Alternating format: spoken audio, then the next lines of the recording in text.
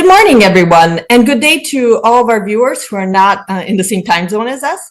I'm so pleased to present today a stellar panel that is coming here to discuss whether there's tension in the current trade and climate policies in the United States and where they see this space moving into the future. But before I introduce them, let me say a couple of words about why this is important. We've seen a dramatic shift in how governments globally view state intervention in the economy, industrial policy, and the benefits of economic interdependence and resiliency. Nowhere has that shift been more visible than in Washington. Once the staunchest defender of free markets, Washington has now largely moved away from free trade. Why does all this matter for climate? On the one hand, it's meant that the adoption of green industrial policies, such as the IRA, have been more popular, and they've been so far seems to have been more politically effective and successful than some other approaches, such as direct carbon pricing.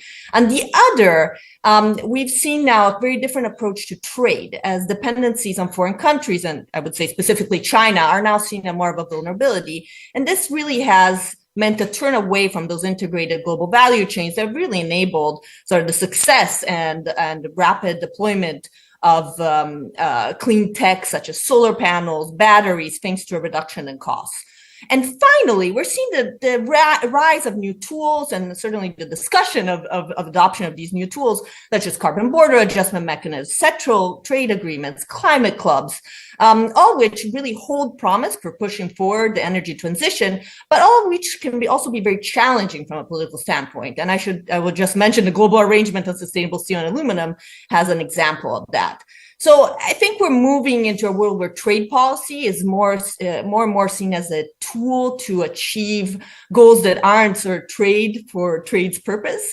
We're seeing, domestic manufacturing as a goal, resiliency, de-risking, as well as energy transition. And while these goals are important, they may not always perfectly align, and it's hard to achieve all of them, and there may be trade-offs. Although I know that not all of my panelists may agree completely with these views, I'm really looking forward to hearing what they have to say of this. And I think, we should certainly discuss if there are trade-offs and what the solutions to the trade-offs are, right? That doesn't mean it's the complete rejection of current policies, but maybe more of an analysis of what could come next and what could be improved. And I certainly hope we will be talking about what comes next. So let me introduce our panelists for today. So we have John Helveston, an assistant professor at George Washington University in the Department of Engineering Management and Systems Engineering. His research focuses on understanding how consumer preferences, market dynamics, and policy affect the emergence and adoption of low-carbon technologies, such as electric vehicles and renewable energy technologies. He also studies the critical relationship between the U.S. and China in developing and mass-producing these technologies. He speaks fluent Mandarin Chinese and has conducted extensive field work in China. And I should say he is also an excellent dancer. Sagatom Saha is an adjunct research scholar at the Center on Global Energy Policy at Columbia University, SIPA. In addition to his role as CGEP, he is a senior associate in the energy transition practice at Macro Advisory Partners. Sagatom previously worked on CleanTech competitiveness at the International Trade Administration at the U.S. Department of Commerce and served as a special advisor in the Office of the U.S. Special Presidential Envoy for Climate. In this role, he was Chief of Staff to Secretary Kerry's Clean Energy and Innovation team. Todd Tucker is a political scientist and director of the Industrial Policy and Trade Program at the Roosevelt Institute, where he leads on research on global governance, democracy, and administrative state. A recognized expert on trade and political economy, Todd has testified before legislatures and expert committees around the world. He is author of Judge Not, Politics and Development in International Investment Law, as well as numerous other publications. Thank you all for joining me. I'm so excited for this conversation. I think it's a very timely one. And I know that you guys are some of the best minds in Washington thinking on these issues. And I know, John, you're not always in Washington, but I'll still place you in that category. So I thought we would just start by, I gave a little bit of an overview of what I see the issue and how I see sort of maybe some of the challenges, but I thought I would just go around and hear how you are framing these issues and what you think are, what do you think our viewers should be thinking of when it comes to the overlap between sort of trade and climate policy today? let's start with Todd, since I ended with you. Great. Thanks so much, Ilaria. Nice to be with all of you today at CSIS and on this panel. I'm a big fan of everybody on the panel, including you, Ilaria. So was honored to be invited. I think maybe just to kind of start off the conversation, as a political scientist, I think a lot about institutions and dynamics like path dependence and learning. And I think, a lot of those, that research in theory has relevance for how we got to where we are today on sort of the climate and trade conversation. So I should say, it's hard to understand where, this new consensus, this new Washington consensus, Ilaria, that you mentioned, that's at least a consensus within Washington, if not sort of beyond Washington. It's hard to understand how we got here without understanding sort of a few moments of trauma, I would say, in climate policy in the U.S. context. One is the repeated failure for the U.S. to join international initiatives like the Kyoto Protocol, largely out of concern, some of it real, some of it perhaps, more politicized, of concern about U.S. competitiveness with China during the consideration of those treaties. I think the first moment is sort of the inability to get Kyoto Protocol and others through the U.S. Senate. Second, I would say, is the failure of Waxman-Markey in 2009-2010, about a decade later, which would have paved the way for carbon pricing in the United States. And similarly, around that same time, we saw a very hostile Supreme Court strike down more standards and regulatory approaches that had been used. And then third, I would say a sort of third trauma is the 2016 election, which was fought over and largely killed the chances for big sort of traditional trade agreements like the Trans-Pacific Partnership. And I think was generally seen as a burial of a particular way of doing trade in the U.S. On the backs of like a decade plus of the China shock that disrupting labor markets around the U.S. So I think all of this led to a series of policy innovations that, frankly, I think even for some of us that follow this issue quite closely, was sort of surprising how quickly it moved and sort of how quickly a new consensus came around. The U.S. being blocked from carbon pricing or standard approaches turned, I think, somewhat reluctantly towards the tool of industrial policy. In 2019, it was clear that some of Trump's trade war heavy type approaches were not leading to substantial manufacturing job gains in the U.S. We're not basically delivering on what the promise was rhetorically. So you started to see in 2019, across the U.S. political spectrum and policy spectrum, a lot of ideas about how the U.S. might adapt its own version of industrial policy to the current context. So you had, whether it was Marco Rubio or Elizabeth Warren or AOC in the Green New Deal or the Niskanen Center or the Roosevelt Institute, you had a lot of groups basically urging, I think, a second look, a reconsideration of the merits of industrial policy. Also, similar things at the International Monetary Fund and elsewhere. And so I think this is like one of the periods for like the shortest gap between ideation, developing new ideas, and actually policy implementation. By 2020, a year later, essentially, you had the Build Back Better initiative and agenda that, was very much leaning into a sort of post-World Trade Organization, post-WTO way of thinking about U.S. industrial policy. And, I think at least we can get into this more, but I think at least the initial results are quite promising of this approach, through the CHIPS and Science Act, Inflation Reduction Act, and Infrastructure Investment and Jobs Act. We've had 6 quarters of record-breaking manufacturing construction, a surge in foreign and domestic and private and public investments into clean energy, which now outstrips fossil investments for the first time in the U.S. A lot of anecdotal evidence of also labor unions and communities sort of finding ways to gain a toehold in some of these big investments. And also just a general development of state capacity in agencies like Department of Commerce and Department of Agency to do these big things for the first time in the civilian economy for a number of decades. So all of that's, kind of how we got to where we are, I think, and we can get into this, more as the conversation goes on. But I think having taken that, I was mentioning path dependence, right? Like having taken that fork in the road of an industrial policy forward approach instead of a carbon pricing approach, I think it was basically inevitable that you would start to then have tariffs being used as a backstop to safeguard sort of the solidity of those investments. The U.S. public is very fickle. You can look to cases like Solyndra, in 2011. Others where sort of, the appetite and tolerance for failure is quite low, I would say, even on a project specific level. So I think the idea that we would be pouring, hundreds of billions, if not trillions of dollars into nascent US industries, and then allow that to be overwhelmed by sort of a surge in imports, I think that's not a credible, that wouldn't have been a credible policy path. So I think that, I think for those of us that follow this closely, the Section 301 decision seemed to kind of drag on quite a bit, after the Inflation Reduction Act. But I think ultimately part of the reason that they went forward with it was, in a sense, the inevitability of like needing that trade complement to the industrial investments. Thank you. That was a great overview. I really appreciated that. And I think it really sort of sets us up for more discussion on this. And I think I certainly have some follow-up questions on your analysis, which makes a lot of sense. But let me move on to Sagatom. And I think, Sagatom, given how much experience you've had also in sort of on the diplomatic front and then the international repercussions, I'm wondering if you can also touch on that, but give us your sense of, what are you focusing on when you're thinking about trade and climate?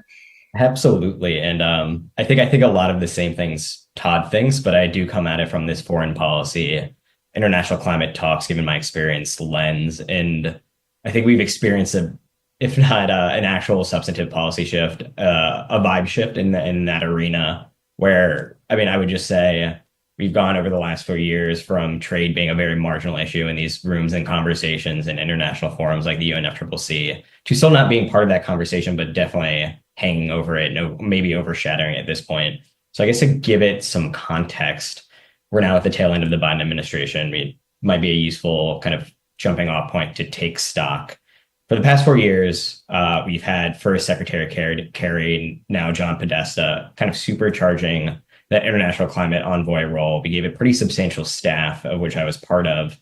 For that, we've really doubled down on the Paris Agreement, which we're about a decade into. And we've really doubled down on the negotiations approach. I would say we've achieved quite a bit with that approach, from Glasgow to various COPs. We're heading into Baku this year.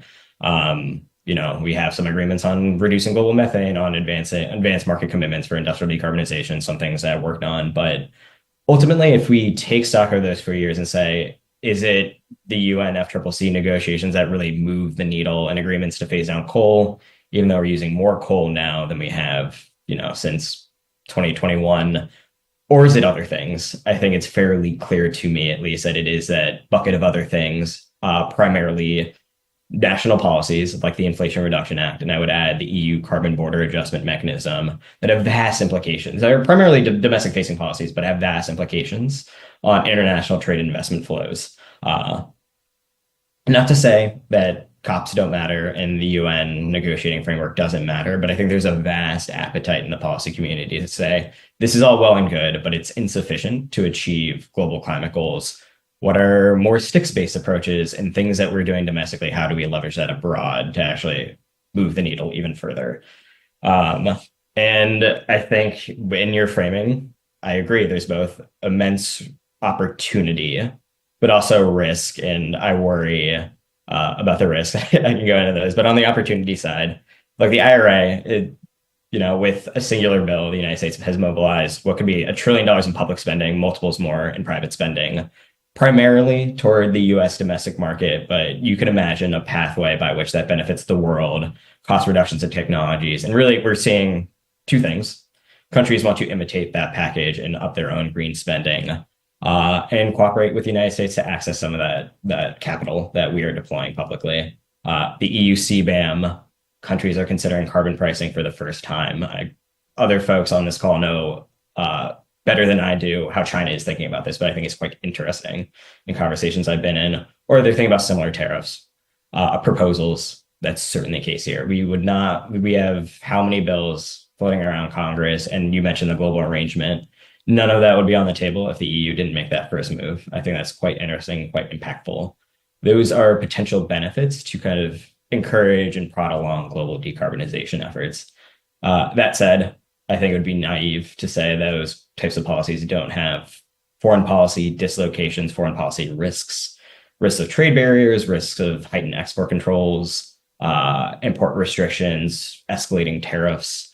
And not to say the United States, I generally agree that tariffs can be good if deployed in the right way with follow-on policy, but not necessarily saying that's exactly how we're approaching it now and the default trajectory thereafter. And it's important what Indonesia does and what the EU does thereafter and other kind of large middle economies. And I guess I'll end with what worries me primarily is there's nowhere to talk about these issues in an international setting.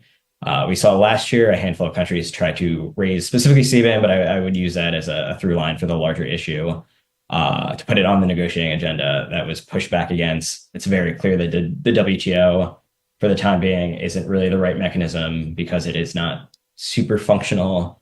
So where then? And I worry, a forum doesn't guarantee a resolution, but it can definitely lower and simmering tensions, and we don't have that yet. So I'm looking forward to the discussion.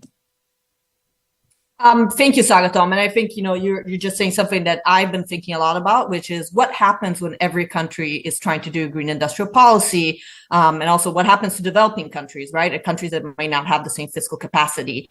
So I think that's the idea of some sort of a global forum is complicated, it's challenging, but it may also be something that might be useful to continue thinking about at least.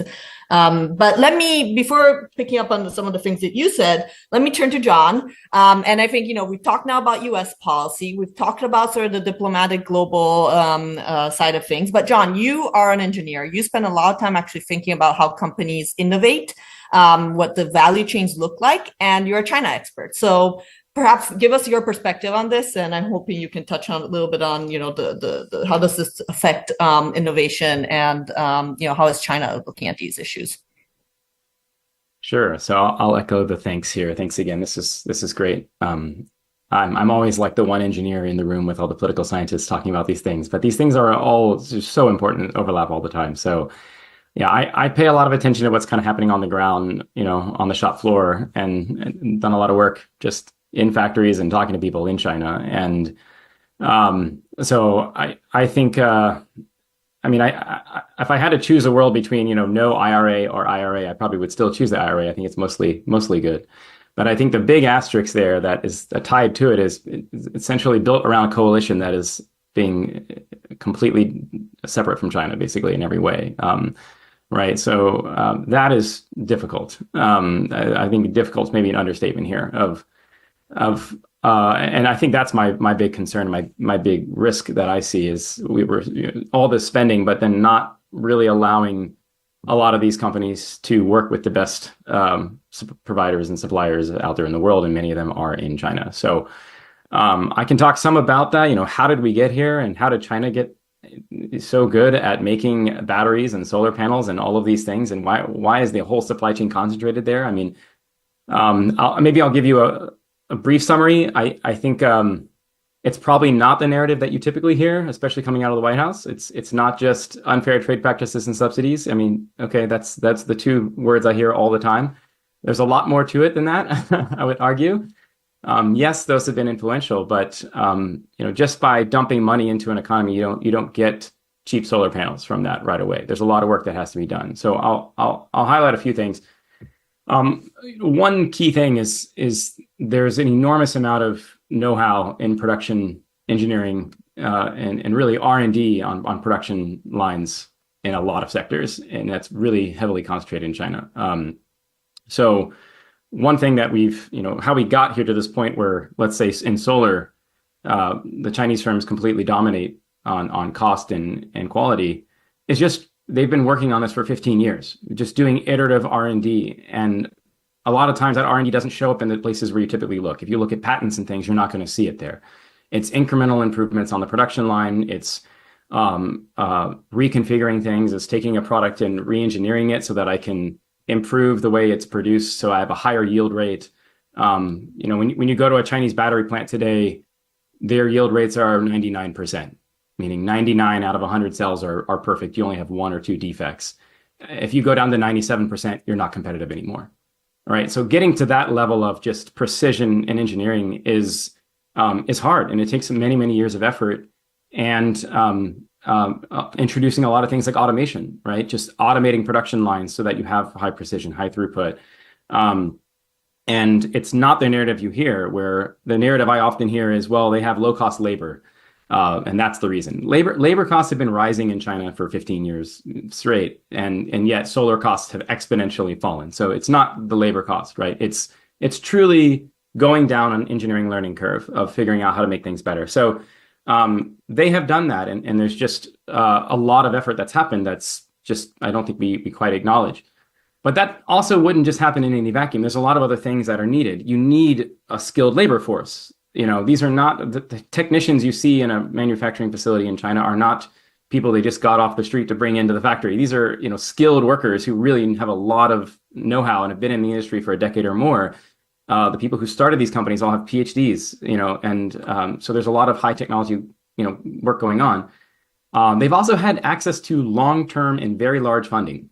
And this is something that I feel like we also have just completely missed the ball on. Opportunities, let's say in the US in the past 10 years before the IRA, we did not have a lot of opportunity for long-term funding for something like building a large solar plant. It was hard for entrepreneurial companies to find that.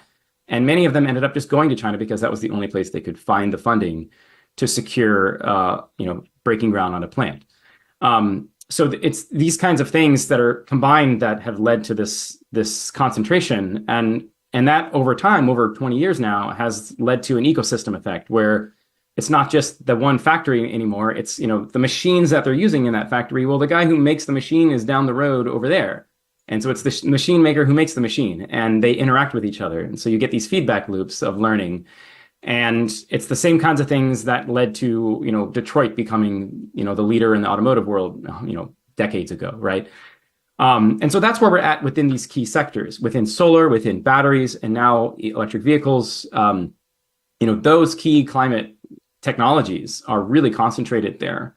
And it's, I think, going to be a lot harder than a lot of people think to replicate those. And we seem to be going down a path where, again, I'll thank the IRA for what it is, but my critique of it is we're moving down a path where it's, I think, going to be harder for companies who are investing here for the first time, breaking ground on a factory and trying to learn how to replicate what companies are doing there. It's going to be harder to do that without working with them. And so I think we've got some of our policies may be aligned, but I think some are a little bit mismatched. And I think the tariffs are a great example here, where traditionally, if you're going to put up a tariff, it's like I think Todd already mentioned that, we do that to protect our investments, right? We want to keep the imports out so that we manufacture here. But you would also expect then that you would want to drive the best and brightest to your country to allow them to break ground. And we're also seem to be not allowing that.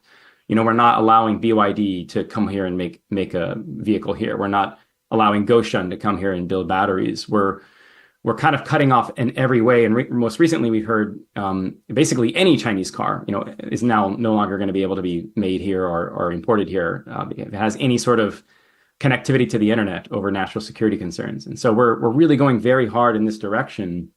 And my big worry is that a lot of these investments may not pan out. We might end up with batteries and solar panels that can only be sold in North America, because outside of here, no one's going to want to pay the cost for those compared to a product coming out of China that's probably better spec and lower cost. So those are very real challenges. And my focus is always climate. How do we decarbonize? These are all the technologies we need. I think there can be a better balance between just opening the floodgates and letting all the Chinese imports come in. I think we need to focus a lot more on letting the best and brightest come in and learn from them here. And that might be a better compromise that's more politically palatable. So I'll kind of stop there and let the discussion continue.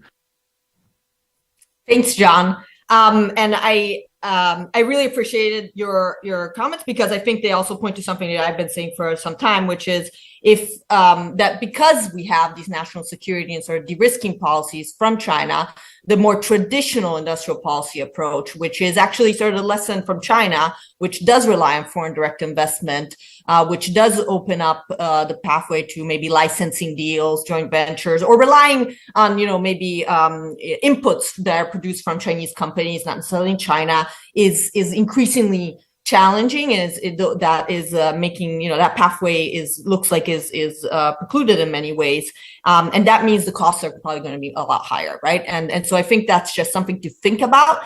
The way I've been framing it is that if that's necessary for national security, then I think we just need to think about what the cost is and what needs to happen to get around that. And one of the things that that I think is also important about what China has done, and the lesson that should be, I think is part of the IRA, but remains sort of challenging in the United States, is that China really created a market for many of these policies and for these products, right? Which was really necessary. So a lot of people come to me and like, why did the U.S. not have a battery industry? I was like, well, 10 years ago, it didn't look like you were being able to sell those batteries to anybody, right? But let me have Todd jump in here, because I think you have comments on this.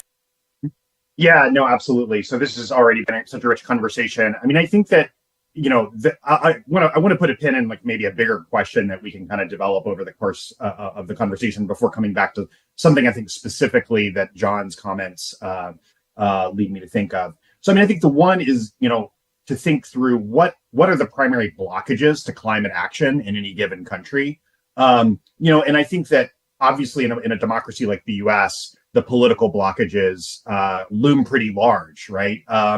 And we don't have to hypothesize about that. We've seen Trump pull out of the Paris Accords, right? We've seen sort of what happens when the U.S. engages in backsliding. So I think that the U.S. approach, perhaps as imperfect as it is pretty well adapted to our political constraints domestically, which is basically survive, decarbonize, and then become globally competitive. And I can get into like a little bit of like why I think that is in fact the sequence of the challenge. It's far from an optimal sequence, that you would want to teach in your sort of policy 101 class. But I think that and the survival is enabled by the tariffs, decarbonizing by the subsidies, and then the competition is really sort of global competition is really the third phase that I think we need to be doing a lot of thinking as sort of a think tank and academic community about how we could be reimagining tools like tariffs and subsidies to have sort of more performance reviews built into the system, so that like we're making sure that we're actually hitting those targets and it's not just a hypothetical thing.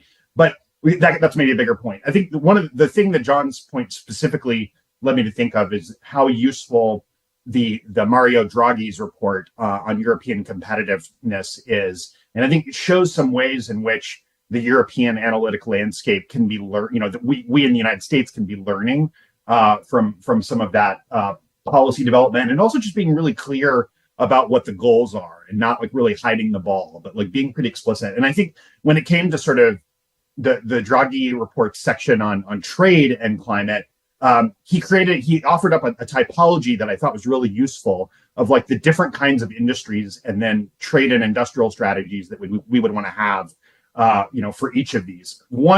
The first sector is just industries where we want to basically, these are my words, not his, I'm translating from European bureaucraties into more plain English. But, I think that there's one set of industries where it's basically give up and give in, right?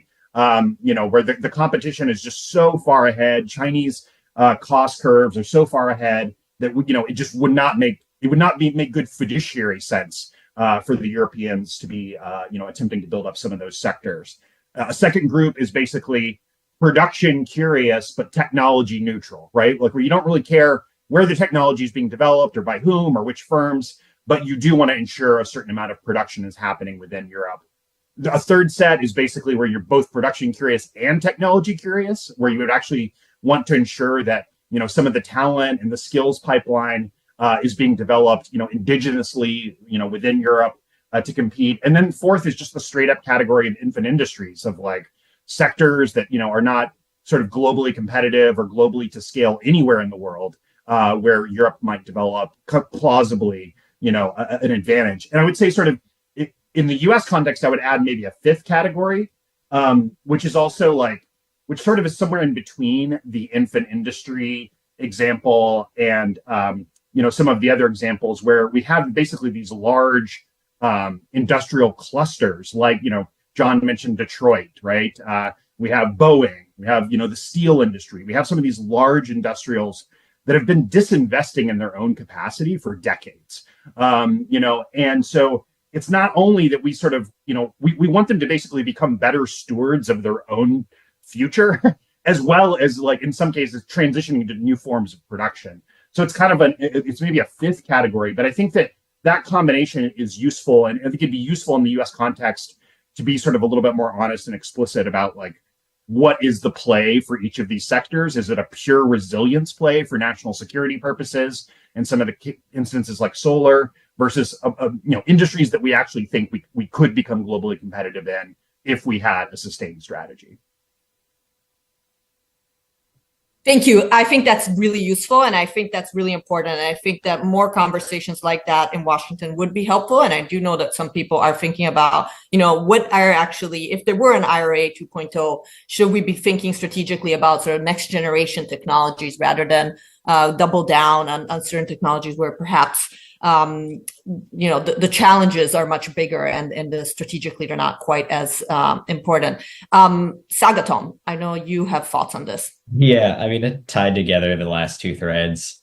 I think that Todd is highlighting the actual really important part of the Draghi report, where I think that point is something we as Americans and the U.S. government could probably implement better and have more nuanced policies around specific technologies. I think we have a little bit of a kind of too much of a uniform approach. But I also add, like, my broad read of the Draghi report, taking a step back, is they think the Europeans should be a little bit more like us in how they spend, both in size and the nature of the spending. So I think +1 for Americans. And as a non sequitur, folks should read how he writes about the EU Carbon Border Adjustment Mechanism, the CBAM. He comes down fairly critical in ways that I think folks who had to negotiate gas and global arrangement on the American side would probably agree with. He kind of commented that it was hard to implement, maybe easy to cheat on, and then could create problems for European exporters. So total non sequitur, but really interesting point, and interesting to come from that perspective. And where I'll agree with John as well. I think and I can highlight specific instances where we should probably be learning from other countries from a technological standpoint, enabling those sorts of investments. And Ilaria mentioned joint ventures, partnerships, where I would assess national security risk is quite low. Like the Ford CATL deal is well-trodden territory, very politically unpopular. I think the polling kind of demonstrates across most demographics, but CATL is better at LFP batteries than we are, and we should probably get better at them. Seems sensible to me. And I generally agree that we should have tariffs on Chinese EVs. From Todd's perspective, that Detroit is really important, that we have a domestic automotive industry. It's kind of key to success to the continued durable political support of the U.S. energy transition. We can't really do it in such a way that disadvantages Detroit. That said, tariffs plus the EV tax credit in the IRA doesn't automatically create like a cost competitive U.S. passenger vehicle. In fact, I think what we're getting at is maybe not a whole lot of that at all, or maybe just like a really competitive large SUV that's quite expensive. So we need follow-on policy. I can't really indicate what that would look like per se, but one, perhaps we should time horizon tariffs. We can't just have them indefinitely. Some of what Todd suggested as well, in terms of performance-based measurement, seems sensible. Just follow-on policy where we have to ask more of industry for providing that protection or providing subsidy to actually achieve the outcome and kind of the vehicle models in that case we would want. And you imagine that translates to other industries and other technologies. Can I add on this? Go for it, John. We need even more detail than we've talked about. I feel like I often hear we talk about industries, like let's say of the categories that Todd mentioned in the Draghi report, there are some that are so mature we should just let them go. I think we even need to drill down further. Like automotive is a very diverse industry. There's mining and materials upstream, and there's like processing of those materials, and then there's the assembly way downstream. So there's all kinds of things along the way, and I think one of the challenges we have in our narrative telling in DC is that it's just all one thing. It's a very homogenous story. The public opinion that a Ford cattle deal is not popular is, I feel like, not by accident. It's just lots of a lot of misinformation out there about the real risks here of having a Chinese company building, or not even them doing it. It's Americans in the factory working. It's licensing technology from a large company that's Chinese. And we have been told a narrative that, anything coming out of China, private companies coming out of China, like BYD, are essentially no different from the CCP, and they're communists, and we should be against them. And this narrative at the high level is really damaging, and it makes it very hard to make these targeted things. And so targeted policies like our restrictions on the raw materials, even, I think that's even going further than China ever did with its industrial policies. They basically just said, as long as you're making the components here, you're going to get the subsidy. Make the battery here, you're good. And we've gone to the point where we're not even allowing companies to import materials that you really at this point can't get anywhere else in the world. So that's really handicapping your ability to move forward. So this story of like survive, decarbonize, and then become global, even the survive part, I think is it's going to be hard in the next 10 years if we're not allowing us to learn from the best. And at least allow a timeline forward where we're not trying to do it all at once. We're not going to revolutionize mining and material processing in 2 years. That is a decadal problem. It took China 10 years to get to where it's at with materials, and they move faster than anybody. And yes, they do have laxer rules on environment and labor, right? So I'll admit that and recognize that. But it's going to take a long time. So in the meantime, if you want to have any sort of future in an automotive industry, you need to have companies making competitive electric cars. And by competitive, I mean price competitive, right? The average MSRP for an electric car in America is $60,000. That's crazy. Most Americans, this is just not even in the decision set of cars I'm even going to consider, because they're just so expensive. And even used ones, they do depreciate fast, but they're still not very accessible. And so we talk about tariffs. I think there's opportunities to even get more fine-grained there. What our automakers do, the only cars that they make that are profitable are like trucks and SUVs. This is their bread and butter. Importing 100,000 small BYDs that are $20,000 EVs, the number one thing that would do is make a used Toyota Corolla less competitive. And it would give a lot of communities that can't afford clean technology an opportunity to buy a cleaner tech car. And it might actually jumpstart a little bit of demand for EVs once people start seeing that actually these are pretty good and they work really well and I can save money on my gas. So I think there's a market formation problem here too, that so far the EV market in the US at least has been very top down. It's Teslas, luxury cars, people who make a lot of money who can buy an EV and no one else. And that trajectory to get down and get your costs down, I think that's a very slow trajectory. So there's a climate problem there. This is going to be very slow. There's also an equity problem here where only rich people can have clean cars. And all the work I'm doing right now is effectively on that. And I'll tell you, it doesn't look very good for EV affordability in America. It's a pretty bad situation. So I think even within our tariffs, there's opportunities to carve out areas in the name of maybe equity, or I don't think there's quite as much risk as people think. We could block specific vehicle types and classes, which we've done in the past. We've had tariffs on just pickup trucks, for example, to protect our own industries if we'd like, and allow other things to happen so that we can get pressure to lower our prices. And I think without that, I think we're going to keep seeing lots of big trucks and SUVs and a very gradual growth in the EV industry here. So that's very EV specific, but. No, I think that's great. And thank you for bringing in that. I think as a moderator, I do have to fact check you that car makers can utilize minerals that are refined by Chinese companies. They just don't qualify for the credits, which of course companies want. Which is a pretty big asterisk. It's a pretty big asterisk. And actually, I think, some of these restrictions are making it hard. There's only a handful of models that actually qualify for the credits right now. And that means that then they're less competitive. And then that means, that obviously we have to use more tools such as tariffs tariffs to try and block potential competition, et cetera, right? So I think it does have knock-on effects, and it's important. But I think, we can keep talking about this, and certainly I want to encourage Sagatom and Todd to respond to it, but I also want to shift a little bit to thinking about something that you brought up, John, which is sort of demand, right? I think we keep hearing stories about how deployment in the U.S. certainly has gone up with the IRA, but it's not quite where it needs to be. For many of these technologies, cost may be part of it.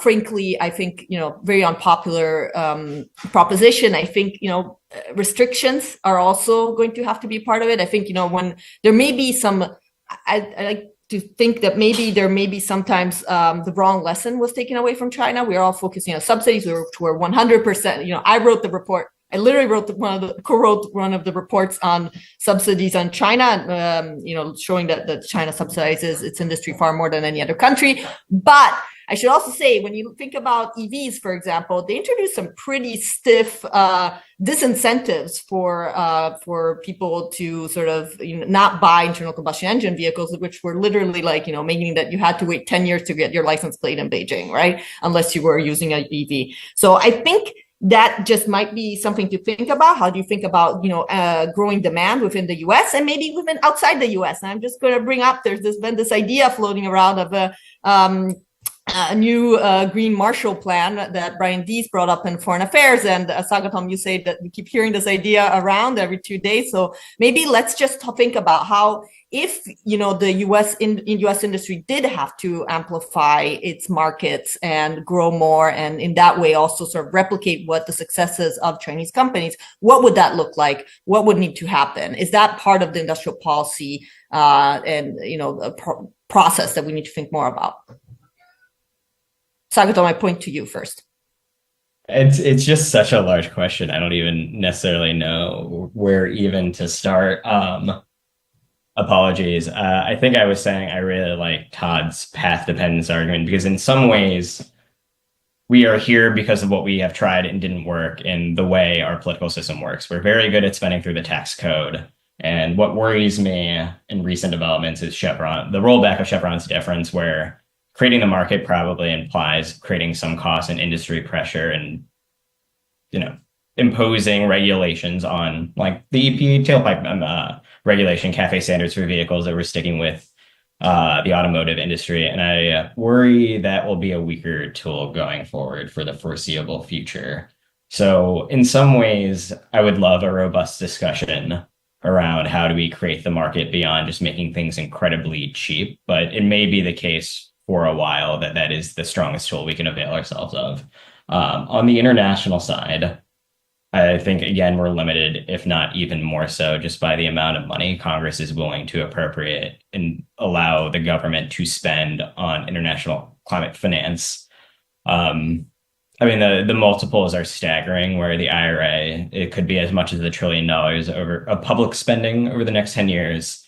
I think the State Department budget any given year is about $50 billion for everything. We're talking about $10+ billion in climate finance as the U.S. contribution. That has always been a bit of a stretch goal that we only recently met.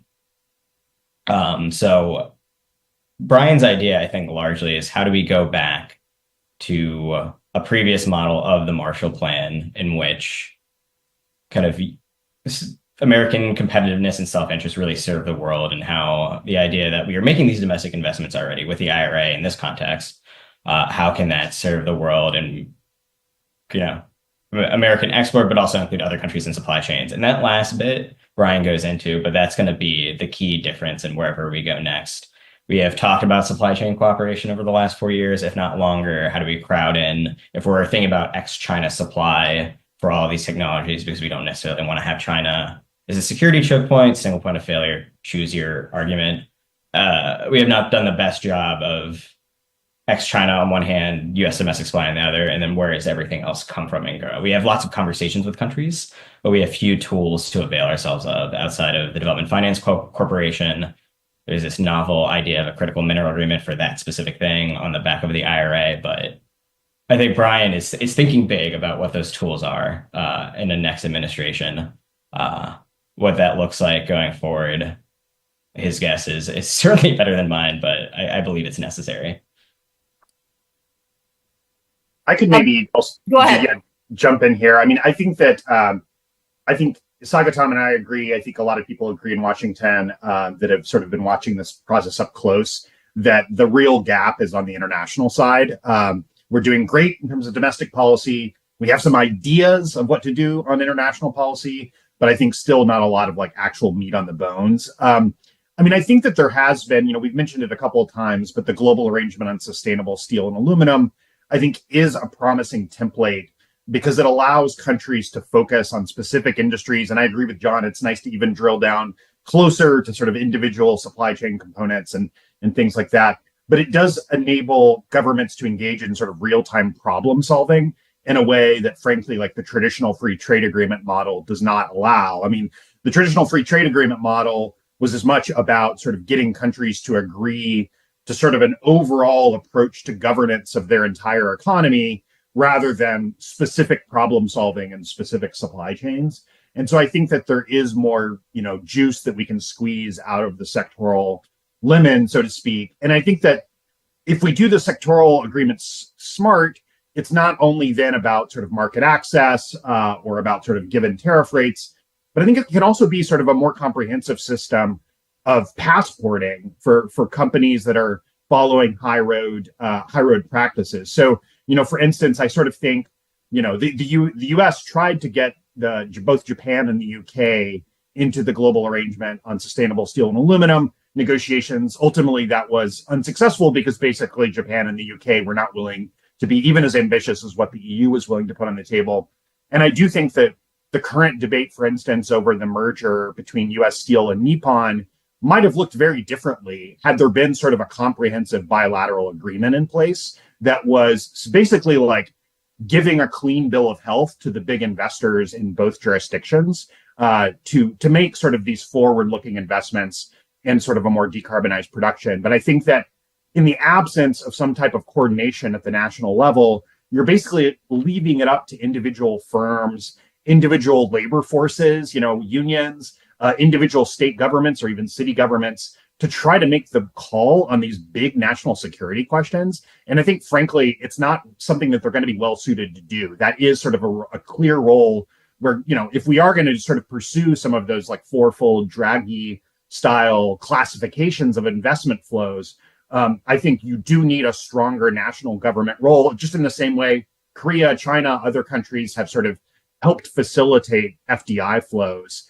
You need something like that for the U.S., and it's just not a muscle that we're used to using outside of very specific, very high stakes context like the CFIUS review. I think that you want something that's lower stakes than CFIUS, but sort of a little bit more diffuse and a little bit more sort of real-time concierge service of some of these investment flows to just make sure, as I think we're all in agreement, it would be great if U.S. communities could get more leverage out of some of the firms that know best how to make some of these products.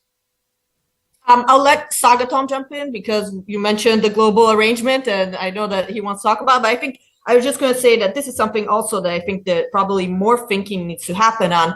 When do we actually see sort of technology transfer? What are the best practices globally? How do you sort of harmonize maybe some of the approaches, or maybe non-harmonized approaches are better, right? I think if you look again, if lessons from China that sometimes gets forgotten in Washington is just how uncoordinated Chinese local governments are in their industrial policy, which is actually part of the problem that we're seeing today, where you see this, that's sort of what leads to what many are referring to as overcapacity, right? Is this like uncoordinated sort of spending across the country. But Sagatom.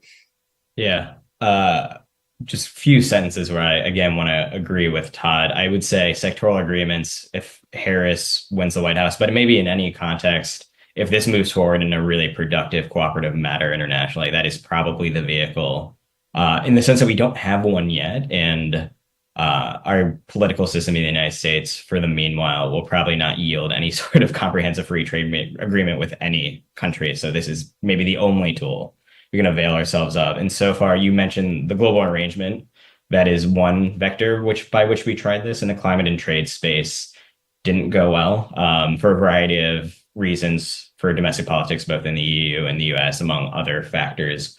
But I think there's no reason we shouldn't try that again in a next term, maybe with the EU again, maybe with a separate set of countries that are more aligned on the issue. And from that perspective, on that issue, it's important to harmonize perspectives on tariffs, how we're thinking about border adjustments, and important data and methodologies. One of my takeaways from Climate Week last week, talking about these issues with various officials, negotiators from the United States and elsewhere, is that data is, we're not even there talking about data and accounting methodologies, and perhaps we at least start there. The other, Todd mentioned critical mineral agreements. We have one with Japan. Hopefully we can think about how that might work in the context of other sectors, though we're kind of constrained legislatively, but with other countries as well. Sectoral agreements really are the only, not saying that will be easy, but perhaps it's the only tool we have to kind of enhance supply chain cooperation. Great, thank you. And we only have 8 minutes left, so I'm mindful of time. I do want to have everybody give their ideas for how how maybe a next administration should be thinking about this moving forward, or maybe even other actors with the U.S. political system. But before I do so, I did want to have John jump in and sort of see how does this connect to competitiveness, right? I mean, ultimately, we're talking about all these policies. But it's companies that need to respond to it, right? And I think you've mentioned about the types of incentives that companies need to or not incentives, but pressure they need to maintain sort of competitiveness. How are you thinking about how these, the international regulation, the national regulation, how does this fit into how companies are actually acting, and what do they need to become more competitive? Sure. So I think something to keep in mind is that most of these industries we're talking about are global industries. There is a global market for all of these things. GM has sold more cars in China historically in the last 10 years than America. I think that's right. You can fact check me on that, but it's a lot of cars, right? Volkswagen for sure is over there selling a ton of cars. Well, they're falling off a cliff now. Their sales in China are falling, and their sales around the world are probably going to also fall as they compete with, or they struggle to compete with, technology coming out of China, like cheap electric vehicles. So I think there is a timeline here that we have to, I think, really be realistic about if we want to have global presence in a lot of these key sectors that we currently have, and we don't want to lose that. We have to learn very quickly how to become competitive again. We have to learn how to make lower cost products that are competing with the ones coming out of China, or we seed it, just like Todd was mentioning. There's some areas like solar, for example. I don't see that being even really worth the investment at this point to try to compete. But we already do have a very strong global presence in automotive, and so there's a lot of things potentially to lose there by not getting up to speed with the latest technology. There's that risk to think about, that it's not just we have to build here and we have to make things for our own market. It's if we want our companies to be around all over the world and be successful, then they've got to learn very, very, very, very quickly here and catch up. So I think we need a lot more nuance in how we're approaching these different policies. We're mostly focusing on keeping things outside of our borders, but that's just one market. That's not really the solution here. I don't think that kind of thinking really gets you where you want to be 10 years from now. And I'll also say that I think there's plenty of Chinese firms who are also interested in wanting to grow outside of China. They don't want to be only supplying the Chinese market. Goshan, I always bring up as a good example of a private-owned battery company who's already in global markets around the world and very much see themselves as a global supplier. They don't want to be relegated to just one region. And so if we introduce things like battery passports, for example, to show that we know where our materials are coming from and the industry agrees on an industry standard, then we should allow companies like that to compete and agree by those standards and produce batteries with a clean passport and send it around the world. And so by just putting up these, national boundaries, I feel like those are not actually where the interface happens. It's much more like at the product and industry level. And we need industry standards. We need, industry groups to get together and say, look, let's work out a pathway forward that we can all agree on. We want things that are ethically sourced. Okay, let's prove that they are and come up with a standard that we can agree on. And right now we're really moving down this, well, it's all national security, we have to stop it at the border kind of issues. And I think that's really hindering any of those other dialogues from happening. So that's my thoughts on this. I think that's valuable. And I think one thing to note is that a lot of these companies are international, especially in the automotive sector, right? And they know what's happening in China. And you're seeing actually, I think, the whispers at least of more and more interest in adopting the same automation systems that are using in China, outside of China, which I think sort of potentially undermines much of the sort of promise of green industrial policy, which is jobs, manufacturing jobs, right? And so I think that's something to keep in mind. And I think the other thing to keep in mind is just that that in Europe, you're actually seeing very different trends compared to the United States, where you're seeing companies like Volkswagen, but also that they're becoming more integrated in the Chinese ecosystem. Companies like Stellantis also, they're creating partnerships with Chinese startups to acquire that technology and deploy it in foreign markets, including Europe. And you're seeing more and more Chinese companies investing in Europe. So you could actually see some of the US's closest allies becoming more technologically integrated with China in order to achieve that competitiveness. And I think that raises a lot of questions on the national security front as well. But I'm going to be mindful of time. I want to leave everybody a couple of minutes to just give us like some closing remarks, and especially thinking about the future. What do you think is necessary for the future? What do you think is going to happen for the future? And if you want to do a little electoral forecasting, it is Washington, D.C. That's our job, so feel free. And we can start with Todd. Great, thanks. Well, so this has been a lot of fun. I'm glad you guys organized this. I think where I started out was a lot changed between 2019 and 2020. The U.S. policy landscape really shifted, I think, much quicker than any of us have seen in our career before. And I think that one of the interesting things as we've observed that is that there's been sort of several phases, like every few months, in sort of the discourse around industrial policy. And I would say that we're definitely in the phase of the discourse now where trade-offs is the buzzword. I've been hearing this a lot more. And I think that, people mean different things by that. I think there's like trade-offs in a very technical sense of like, are things subject to cost benefit analysis? What's the net present value of future benefits? And for the most part, people aren't talking about the technical aspects of thinking about trade-offs as government typically manages them. I think they're talking sort of more generally about sort of a sense of like some confusion about what the goals of policy are. And I think that like what I find is that often the trade-off conversation, I sort of think of it as like, first you establish your goals, then you establish your strategy, then you sort of establish that strategy is in fact credible over a longer period of time. And then once you've done all that, then you sort of think about the trade-offs between different ways of accomplishing your goals. And I think that we're still in a phase, because of how quickly all of this is moving, where there is some still disagreement, I think, on first principles. So I think it's useful to just be clear-eyed as we have these discussions, like at what level we're kind of, is it a technical level? Is it like a goal disagreement? And I think that like one of the tools that I find really encouraging is the rapid response mechanism, for instance, in the US, Mexico, Canada agreement, because it's very clear what the strategy is. It's avoiding a race to the bottom in North America on labor standards. It's very clear what the strategy is, which is on a shipment by shipment level, block imports into the country if they're being used with labor that's been abused.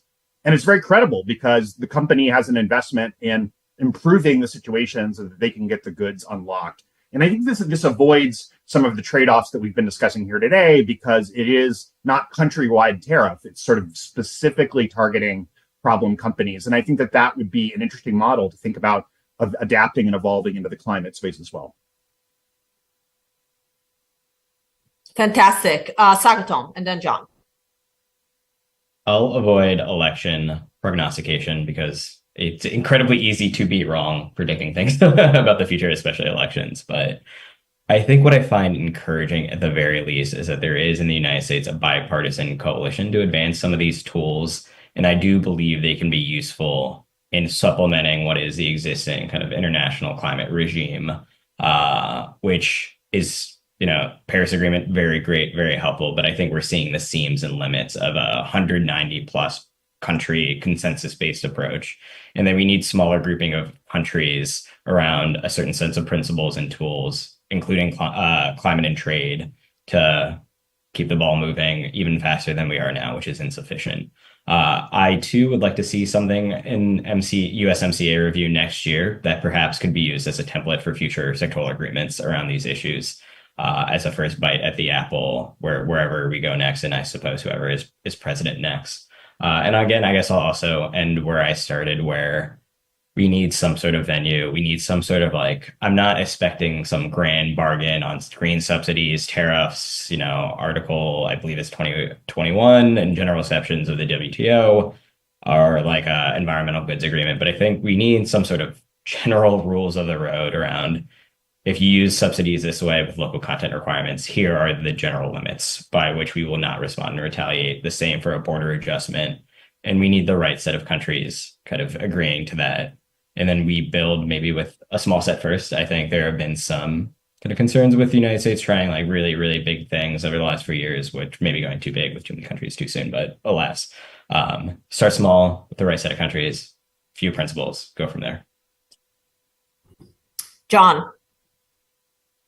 Two things. So I always end my talks by saying our biggest competitor is not a particular country or industry. It's fossil fuel powered technologies, which are still very affordable and very good at what they do. So it's very hard as consumers to make a decision that's a cleaner tech when we don't have a lot of good options in the market. So we very, very much are still at the early stages here. We need cheaper, affordable, cleaner technologies for Americans. I think it is very encouraging. I think we've got a sort of green policy going forward that's very tied to industrialization. I think that's not necessarily bad, because that's politically very palatable, and people seem to coalesce around that. Our system is really unique. I'm not making predictions on who's going to win here, but it doesn't really matter for green. We have to have a path forward that both parties agree on. So we seem to agree on this, and that is the first time in my lifetime for sure that's happened. So that's promising. The big risk here is we've done so also in tying it to sort of national security in a lot of ways too. And that is the thorn in the side that makes it very hard to get to that industrial future by limiting a lot of things. And so I think we need a lot more nuance around that. And that's where there could be a big bifurcation. I think a Trump administration would be extremely different in terms of even considering any kind of collaboration with China in any way compared to a Harris administration. So I'll stop there. Maybe I'm wrong on that last part too, but you can fact check me or give me your opinions. I mean, I think when it comes to electoral forecasting, being wrong is part of the game, right? So I had no criticism here. Thank you so, yeah, thank you so much. This was such a rich conversation. In fact, I don't know if I can even try and summarize everything, but I would say that some things that emerge are more specificity on policy, on industries, on the goals, right? Having better frameworks, better sort of political approaches. And I think that's part of, the institutional discussion we've had on what is institutionally even possible. But I think, we covered so much ground, and that's actually what I wanted to do, because I think when people talk about trade and climate, they have such different ideas. And it's difficult to actually have a nuanced conversation about one piece without having the other pieces in this broader environment. And so I think, we covered a pretty good chunk of this, but I'm sure this will be an ongoing conversation. Certainly after the election, there'll be more to say. So I hope our, public will stay tuned, and we'll continue following the work of all of our scholars here today. Thank you so much. Thanks.